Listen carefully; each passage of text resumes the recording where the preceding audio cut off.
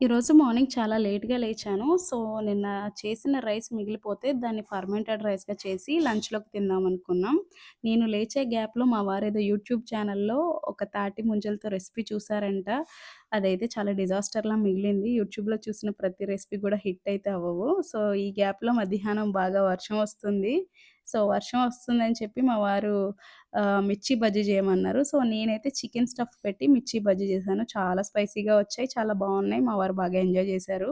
So, మిర్చి bajji and అలాగే fermented rice తిన్న తర్వాత ఆఫ్టర్‌నూన్ స్నాక్ లాగా నేరేడు పళ్ళు అండ్ అలాగే కొంచెం ఆరెంజ్ జ్యూస్ తీసుకున్నాము. ఈవినింగ్ జిమ్‌కొచ్చాను. జిమ్‌కొచ్చిన తర్వాత ఈరోజు షోల్డర్స్ అండ్ అలాగే లెగ్స్ చేశాను.